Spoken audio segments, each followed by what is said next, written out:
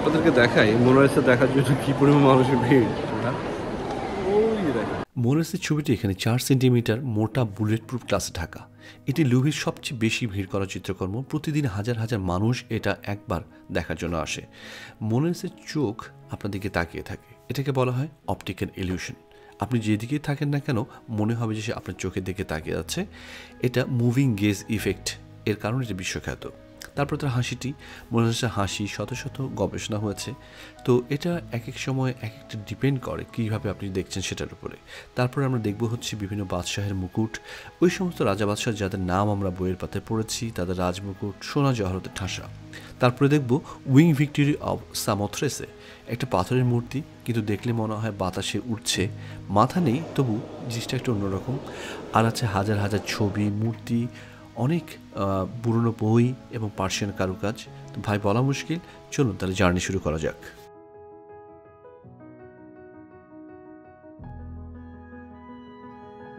ভাই নাম কি ভাই? হ্যালো, আসসালামু আলাইকুম। আমার নাম মোহাম্মদ মাহফুজুল হক। হ্যাঁ, আমি প্যারিসে আছি প্রায় 8 ইয়ার্স নিয়ারলি।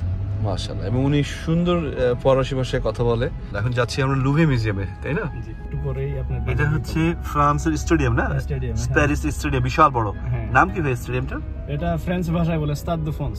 স্টাদ দে ফ্রান্স, এটা হচ্ছে স্টেডিয়ামটা না? বিশাল স্টেডিয়াম, এটা অনেক বড়। এখানে আপনার সব বিখ্যাত খেলোয়াড়রা খেলাধুলা করে, প্রায়ই খেলা হয় এখানে। খেলাধুলা হয় ফ্রান্স, ইতালি, জার্মানি। এখন আপনারা দেখতে পাচ্ছেন আমরা প্রায় লুভে মিউজিয়ামের সামনে চলে আসছি। এটা বিশাল বড়, আসলে আমি যা ভাবছিলাম তার থেকে অনেক বিশাল। তো এটা তৈরি করে কিং ফিলিপ II 1165 থেকে 1223 সালের মধ্যে। তারপর এই বিল্ডিংগুলো অনেক সময় অনেকবার আসলে রিকনস্ট্রাকশন হয় বিভিন্ন সময়ে। তারপরে এই লুভে মিউজিয়ামটা আপনার নটরডেম থেকে আসলে 20 মিনিটের হাঁটার রাস্তা, এবং আপনার যদি অর্সে মিউজিয়ামে যদি আসেন তো সেখান থেকে 15 মিনিটের রাস্তা আসার জন্য। তো টোটাল আয়তন, এই যে লুভে মিউজিয়ামটা এত বিশাল, প্রায় কয়েকটি ফুটবল মাঠের সমান। তো টোটাল এটার আয়তন হচ্ছে 7,82,910 স্কোয়ার ফিট। তো এখানে টোটাল 3টি হল বা 3টা বিল্ডিংয়ের সমন্বয় আসলে লুভে মিউজিয়ামটা। এবং মাঝখানে দেখতে পাচ্ছেন পিরামিডের মতো। প্রথমে ডান দিকে যে হলুদ কালার যে দেখতে পাচ্ছেন সেটার নাম হচ্ছে ডেনম উইং, মাঝখানে যেটা গ্রিন কালারের সেটার নাম হচ্ছে সালি উইং, এবং বাঁ পাশে যেটা সেটার নাম হচ্ছে র্যাচিলি উইং। তো এখানে 3টা সমন্বয়ে প্রায় এখানে রুমের সংখ্যা 400টার উপরে রুম আছে, এবং এখানে বিভিন্ন ধরনের সামগ্রী আছে প্রায় 35,000 এর উপরে। তো যাই হোক, চলেন, আমরা অনেক ইনফরমেশন নিলাম, এখন আমরা ভিতরে একটু একটু করে দেখি। এটা একদিনে দেখা সম্ভব না, এটা কয়েকদিন লাগে। তো যাই হোক, আজকে আমরা মেন জিনিসগুলো শুধু দেখবো। এখানে হচ্ছে বিশাল চারিদিকে।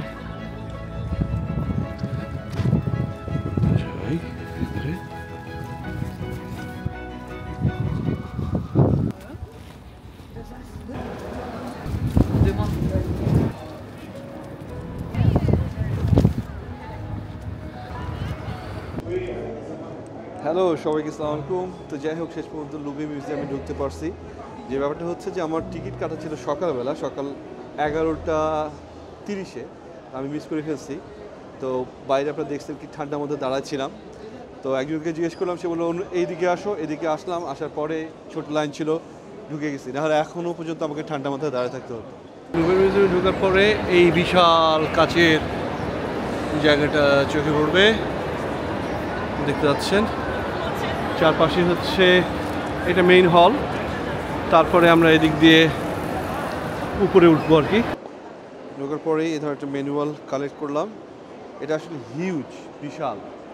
এই যে এটা হচ্ছে ইনফরমেশন সেকশন। সরি, এখানে তারা মোনালিসার ছবিটি অনেক জায়গাতে দিয়ে রেখেছে। আসলে 70% লোক এই মোনালিসাকে দেখার জন্যই এখানে আসে। তারপর দেখতে পাচ্ছেন যে এই ভাস্কর্যের নাম হচ্ছে পিয়েতা, মায়ের করুণা। এটি মধ্যযুগীয় খ্রিস্টান শিল্পের অন্যতম আবেগঘন একটি থিম, যেখানে দেখতে পাচ্ছেন খ্রিস্টানদের বিশেষ অনুযায়ী কুমারী মেরি তার মৃত যীশু খ্রিস্টকে কোলে নিয়ে শোক প্রকাশ করছেন। তো আগেকার দিনে সাধারণত এই ধরনের বিখ্যাত কাজগুলো তার গির্জায় অলঙ্করণ হিসেবে ব্যবহার করত, যা মানুষকে তাদের ধর্মীয় আবেগকে অনুভব করতে সচেষ্ট হতো।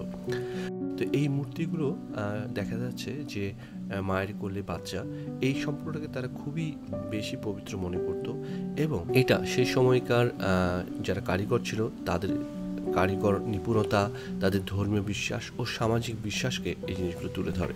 সামনে যে ছবিটি দেখতে পাচ্ছেন সেটি হচ্ছে the raft of the Medusa, শিল্পী থিওডোর জেরিকোর একটি বিখ্যাত চিত্রকর্ম। এটি লুভে মিউজিয়ামে একটি আবেগময় এবং চিত্তাকর্ষক ছবি বলা যায়। তো এটা আসলে একটা কোনো ছবি বা গল্প না, এটা একটা মর্মান্তিক সত্যি ঘটনা। 1816 সালের দিকে একটি জাহাজ ডুবির কাহিনী, নাম ছিল মেডুসা। জাহাজ ডুবে যাওয়ার পর প্রায় 150 জন মানুষ ভেসেছিলেন একটি কাঠের ভেলায়। খাবার নেই, পানি নেই, আশাও নেই। 13 দিন পর মাত্র 15 জনকে জীবিত পাওয়া যায়। ছবিতে দেখতে পাচ্ছেন যে মৃতদেহ, আর্তনাদ করা মানুষ, কেউ না সিগন্যাল দেখাচ্ছে দূরের জাহাজের দিকে। এই পেন্টিংটা শুধু একটা দুর্ঘটনার চিত্র না, এটা হলো বেঁচে থাকার আকুতি, মানবতার সীমা ছাড়ানোর লড়াই। আর সে চূড়ান্ত মুহূর্ত যখন একটা ডুবন্ত ভেলা থেকেও মানুষ হাত বাড়ায় জীবনের দিকে। এখন আপনাদেরকে দেখাতে নিয়ে যাব ফ্রান্সের লুভে মিউজিয়ামের একটা অত্যন্ত গুরুত্বপূর্ণ ছবি। ছবিটার নাম হচ্ছে লিবার্টি লিডিং দ্য পিপল। এই ছবিটি আঁকা হয়েছিল 1830 সালে ফ্রান্সে। আরেকটা দৃশ্য এটা দেখেন, যেটা ঘটে যায় বাংলাদেশের 2 জুলাই মাসে। দুইটা দেশ, দুইটা সময়, কিন্তু একটাই স্পিরিট, স্বাধীনতার, প্রতিবাদের আর নেতৃত্বের। এই যে ছবিটা লিবার্টি লিডিং দ্য পিপল, যেখানে একজন নারী সামনে এগিয়ে যাচ্ছেন, হাতে পতাকা, পাশে বন্দুক আর পিছনে জনতার ঢল, যেন তিনি বলছেন আমার পিছনে এসো, আমরা অন্যায় সহ্য করব না। এই ছবিটি যখন দেখি আমার চোখ চলে যায় বাংলাদেশের সেই জুলাই মাসে, যখন তীব্র গরমে গরম রাজপথে দাঁড়িয়ে এক তরুণ বলেছিলেন আমরা ভয় পাই না, তার নাম আবু সাইদ। এই ফরাসি ছবিটিতে ম্যারিয়েন যেমন হয়ে উঠেছিলেন ফরাসিদের স্বাধীনতার প্রতীক, তেমনি আবু সাইদ হয়ে উঠেছিলেন বাংলাদেশের প্রতিবাদী তরুণদের কণ্ঠস্বর। ছবির মতো বাস্তবতাও তাই। প্রতিটা প্রজন্মে কেউ না কেউ আসলে উঠে আসে যে ভয়কে তুচ্ছ করে সত্যের পক্ষে দাঁড়ায়। এই যে ছবিটি দেখছেন, এই ছবিটির নাম হচ্ছে দ্য করোনেশন অফ নেপোলিয়ন। সেটা শুধুই সম্রাটের অভিষেক না, নেপোলিয়ন নিজেই নিজের মাথায় মুকুট পরাচ্ছেন। তিনি বলেছিলেন আমি ঈশ্বর বা গির্জার কাছে নয়, আমি আমার নিজের ভাগ্য নিজেই লিখব। এখন যে ছবিটি দেখতে পাচ্ছেন, ছবিটার নাম হচ্ছে দ্য ম্যাসাকার অফ কিওস। এই ছবিটি আসলে কোনো কল্পকাহিনী না, এটা 1822 সালে কিওস দ্বীপে ঘটে যাওয়া একটা যুদ্ধের বাস্তব ইতিহাস, যেখানে অটোম্যানদের সাথে গ্রিকদের যুদ্ধ হয়। সেখানে প্রচুর নারী, শিশু এবং নিরীহ মানুষ মারা যায়। তো সেখানে ছবিটিতে তুলে ধরা হয়েছে আশাহীন, আতঙ্কিত এবং হারিয়ে যাওয়া এক মানবতার চিৎকার। এটি হচ্ছে নেপোলিয়ানস রিট্রিট ফ্রম রাশিয়া। এটি 1812 সালের নভেম্বর মাসে তোলা ছবি। এই ছবিতে দেখতে পাচ্ছেন যে নেপোলিয়ন মাঝখানে একটি সাদা ঘোড়ার পিঠে বসে আছেন, আর পিছনে সাদা বরফের স্তূপ। তো এই যুদ্ধে নেপোলিয়ন রাশিয়ার বিরুদ্ধে যুদ্ধ ঘোষণা করে, এবং এই যুদ্ধ বলা যায় নেপোলিয়নের একটি ব্যর্থ অভিযানের মধ্যে একটি। এই যুদ্ধে ঠান্ডায়, আশ্রয় অভাবে এবং খাবারের অভাবে নেপোলিয়নের প্রায় 6 লক্ষর মতো সোলজার এই যুদ্ধে মারা যায় এবং পিছু হটে আসে। আসলে বিশাল বড় এই মিউজিয়ামে মোনালিসার সেই ছোট্ট ছবিটা খুঁজে পাওয়া আসলে খুবই কষ্টকর। এই যে এখানে আছে মোনালিসা। হ্যাঁ, তারপর শেষ পর্যন্ত এই যে মোনালিসা দেখতে যাচ্ছি অনেক কষ্টের পরে। তা এখন মোনালিসা সম্বন্ধে আপনি কিছু তথ্য দিয়ে দিই আপনাদেরকে দেখতে যাওয়ার আগে। সেটা হচ্ছে মোনালিসা আসলে মানে বিখ্যাত হয়ে যায় 1911 সালে যখন এটা চুরি হয়ে যায়, তারপরেই আসলে এটা বিখ্যাত হয়ে যায়। তো সেই জিনিসগুলো আমি আপনাদেরকে ডিটেলস এখানে একটু পরে ব্যাখ্যা করব। 1503 সালে লিওনার্দো দা ভিঞ্চি এটা তৈরি করে। আসলে মোনালিসার নাম ছিল হচ্ছে, এখান থেকে নামটা আসে মোনালিসা। লা জোকোন্ডো মানে টাইটেল ছিল তার, আর লা জোকোন্ডো মানে হচ্ছে হাসি খুশি। তো তার চেহারার মধ্যে যে হাসি খুশি ভাবটা, এটা হচ্ছে ওখান থেকেই নেওয়া হয়েছে, তার নামের থেকে, সারনেম থেকে নেওয়া হয়েছে। সো উনি যখন 24 বছরের বয়স ছিল তখনই তার পেন্টিংটা করা হয়। তো আসলে এই যে এই জিনিসটা আঁকা হয়েছে পপলার নামে এক ধরনের কাঠের উপরে, কোনো ক্যানভাসের মধ্যে না। আর এটা সাইজ হচ্ছে, ছবিটার সাইজ হচ্ছে 77 বাই 53 সেন্টিমিটার। তো আমরা যাব এটার বিভিন্ন, তো চলুন দেখা যাক তাহলে মোনালিসা। Let's go. হ্যাঁ, এই যে অনেক কষ্টের পর, অনেক চড়াই উতরার পর, অনেক খোঁজাখুঁজির পর শেষ পর্যন্ত মোনালিসা খুঁজে পাওয়া গেছে।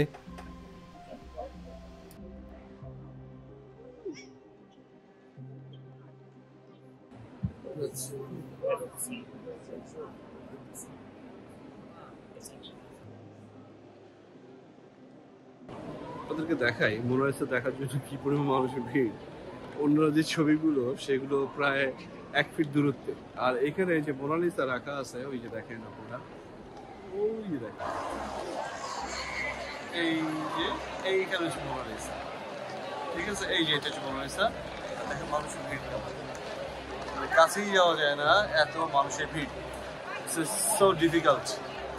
আর এই ছবিগুলোতে দেখেন যে, এই ছবিগুলো দেখুন, দেখেন সব এখানে কোনো মানুষই সেরকম নাই। তা আসলে একটা ছবির ভ্যালু বাড়ে কিভাবে, অনেক ব্যাপার আছে এখানে। তো একটা ব্যাপার আমি বলি, সেটা হচ্ছে যে লিওনার্দো দা ভিঞ্চি ছবি আঁকার জন্য সে কি করতো জানেন? সে হচ্ছে রাত্রেবেলা লাশ কাটা ঘরে চলে যেত, মর্গে। সেখানে যে সে মানুষের, যে সমস্ত মানুষ মারা গেছে তাদের ঠোঁটের এখানকার মাংসপেশিগুলোর কিভাবে ভেইনের সাথে কানেক্টেড, এটা সে দেখতো, যে হাসির জন্য কি কি ভেইন কাজ করে। এইভাবে সে ইন্টারনাল জিনিসগুলোকে সে দেখতো। তো লিওনার্দো দা ভিঞ্চি বলতে গেলে, তার সম্বন্ধে বলতে গেলে আরেকটা ভিডিও লেগে যাবে পুরা। সে অ্যাস্ট্রোনমার, বোটানিক্স, জিওলজিস্ট, আর্টিস্ট, সায়েন্টিস্ট, আরও অনেক কিছু ছিল। সেরকম ঘোড়া আঁকার সময়ও ঘোড়ার বিভিন্ন মাংসপেশি নিয়ে রিসার্চ করার জন্য সে যে সমস্ত ঘোড়া মারা গেছে তাদেরকে কেটে ব্যবচ্ছেদ করে তারপরে দেখতো। তো জিনিসগুলো অনেকটা ইন্টারেস্টিং একদিক দিয়ে, তো কী পরিমাণ সাধনা মানুষ করতো। এবং সে দেখা গেছে, আর একটু বলি, যে তাকে যখন লাইফের প্রথম যখন সে ছিল, তাকে বলা হলো যে তুমি বিভিন্ন ধরনের এঞ্জেল আঁকবা। তো এঞ্জেলের ডানা আঁকার জন্য সে করতো কি, বাজার থেকে পাখি নিয়ে এসে পাখির ডানাগুলো রিসার্চ করতো এবং সেভাবে সেই ডানাগুলো সে আঁকার চেষ্টা করতো। এইভাবে সে আসলে একটা জিনিসকে পারফেক্টভাবে তুলে ধরার চেষ্টা করতো। তো যাই হোক, সে সময়কার ভাষা, ইতালিয়ান ভাষা, মানে হচ্ছে হাসমুখ, মানে হাসি মুখ। তার সাইজেন্স ছিল লা জিওকোন্ডা, হ্যাঁ, মোনালিসা। তার নাম ছিল লিসা, আমি বলেছি একটু আগে। তো সেখান থেকে তার এই মোনালিসা ইয়েটা আসছে। অনেকে বলে যে এটা মোনালিসা আসলে নিজের ছবি না বা ইয়ে না, কিন্তু আসলে ব্যাপারটা তা না। এটা মোনালিসার ছবি, এবং পরবর্তীতে এই জিনিসটা অনেক রিসার্চের পরে বেরোছে। আরেকটা জিনিস আপনাদেরকে আমি একটা জায়গায় দেখাবো, সেটা হচ্ছে মোনালিসার ছবিটা আঁকার আগে ঠিক সেম ছবিটাই লিওনার্দো দা ভিঞ্চি আরেক জায়গায় সে ড্র করেছিল, মানে বলা যায় যে হাত পাকা করেছিল আর কি, এবং পুরো কাজটা সে ফিনিশ করেনি। সেই ছবিটায় পরে সে আরেকজন কাকে দিয়ে দেয়, তার ইন্টার্নশিপ জাতীয়, তার আন্ডারে কাজ করতো তাকে। তো সেটাও সে করেছিল, সেটাও কিন্তু মোনালিসারই একটা ছবি। যাই হোক, তো মোনালিসা বিয়ে হয়েছিল একজন ইতালিয়ান লোকের সাথে। আর উপরে যে এই যে আপনারা একটু আগে বললাম যে কালো রঙের যে জিনিস দেখতে পাচ্ছেন, সেই সময় তার মা নাকি যেন মারা গিয়েছিল, তো যার কারণে সে এক ধরনের কালো, এক ধরনের পর্দার মতো পড়তো। আর পিছনের যে এই ইয়েগুলো দেখতেছেন, ব্লেন্ডিং করছে এখানে লিওনার্দো দা ভিঞ্চি, এখানে ব্লেন্ডিং করছে, মানে ছবিটার মধ্যে মিশে গেছে। হ্যাঁ, তো পুরো জিনিসটাই, তো এটা জাস্ট একটা ইয়ে, এটা অরিজিনাল ছবি না। অরিজিনাল ছবিটা যে আপনি দেখতে পাচ্ছেন ওই জায়গায়, হ্যাঁ ওই জায়গায়, এখানে এসে আমি বলতেছি। তো এখানে যে জিনিসটা হচ্ছে যে এখানে ব্লেন্ডিং এর কাজ করছে অনেকগুলো কালারের, এবং হাসিটাকে ফুটায় তোলার জন্য। আপনি যে জায়গায় যাবেন সেই জায়গা থেকে মনে হবে যে আপনার দিকে তাকা হাসতেছে। এখন আপনাদেরকে নিয়ে যাব বিভিন্ন ধরনের রাজকীয় অলংকার, মুকুট আর মূল্যবান শিল্পকর্ম, সেই সমস্ত যেগুলো রাজারা ব্যবহার করত। তো এই এরিয়াটার নাম হচ্ছে গ্যালারিয়া ডি অ্যাপোলো, লুভ্রের সবচেয়ে ঝলমলে আর দৃষ্টিনন্দন একটি গ্যালারি। এই ছাদটা দেখুন, পুরোটাই মনে হচ্ছে সোনা দিয়ে আঁকা। তো এইটুকু করা হয়েছিল লুই চতুর্দশের সময়, যিনি নিজেকে সূর্য রাজা মনে করতেন। তো এখানে দেখতে পাচ্ছেন বিভিন্ন ধরনের রাজকীয় পানপাত্র, অ্যাগেট, জ্যাসপার, অনিক্স দিয়ে বানানো, আর এগুলোর নিচের অংশটি অনেক সময় তারা সোনা ব্যবহার করেছে। তো এগুলো তারা বিভিন্ন রাজসভায়, ভোজসভার কারণে তাদের সৌন্দর্য ও শ্রেষ্ঠত্ব দেখানোর জন্য ব্যবহার করত।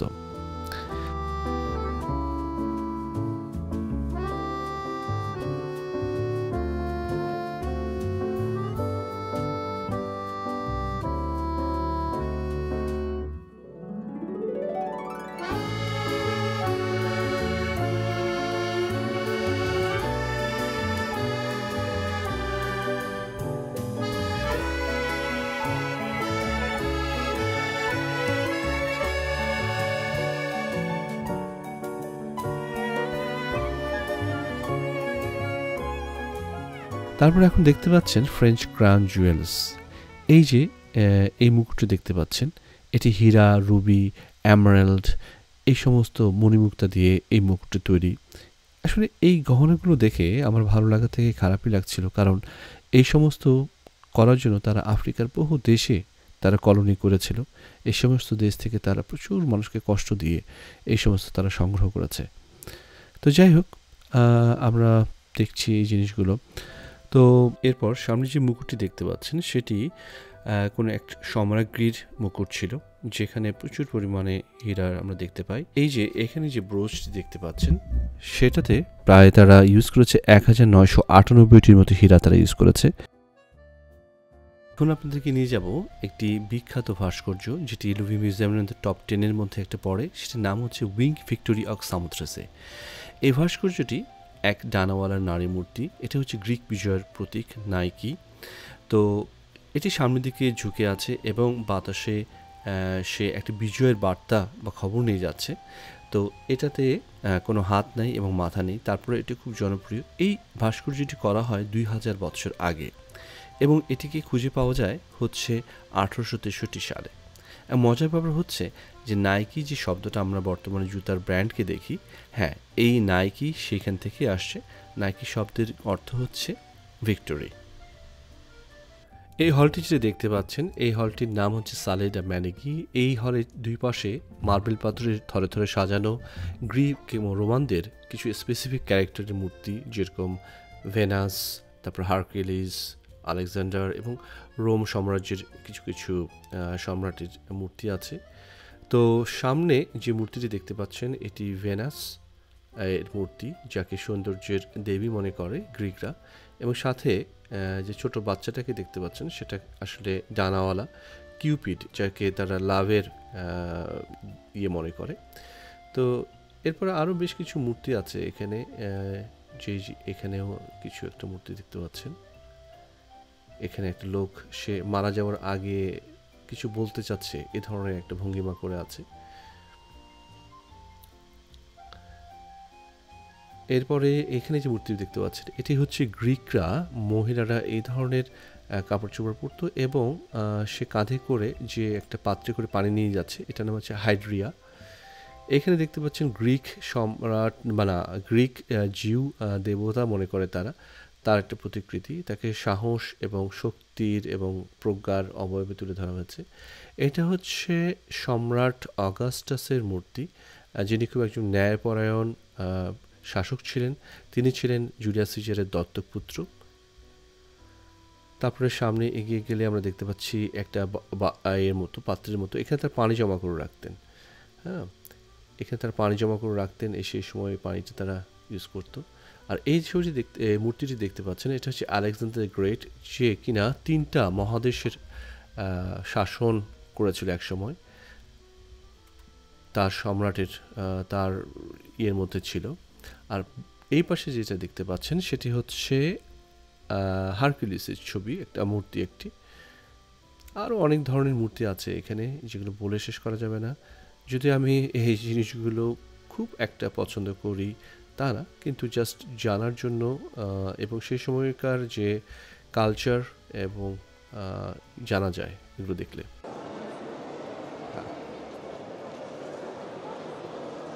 এখন চলে যাওয়ার সময় হয়ে গেছে।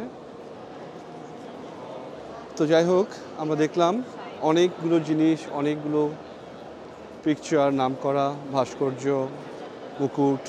তো সবগুলো মিলেই চেষ্টা করছি অল্প সময়ের মধ্যে কভার করার। তো আপনাদের যদি ভালো লেগে থাকে, আমি চেষ্টা করেছি ইনফরমেশনগুলো সবগুলো কারেক্টলি এবং সুন্দরভাবে আপনার সামনে তুলে ধরার। তো যদি ভালো লেগে থাকে তাহলে অবশ্যই আমার চ্যানেলটিকে সাবস্ক্রাইব করবেন, আর আপনাদের বন্ধু বান্ধব, আত্মীয় স্বজন আর যারা আছে তাদের সাথে শেয়ার করবেন। তাহলে দেখা হবে আবার অন্য কোনো ভিডিওতে। তো সেই পর্যন্ত ভালো থাকবেন। খোদা হাফেজ। এইদিকে এক্সিট, বিশাল, অনেক সুন্দর সুন্দর কথা লিখে রাখছে যাওয়ার পথে।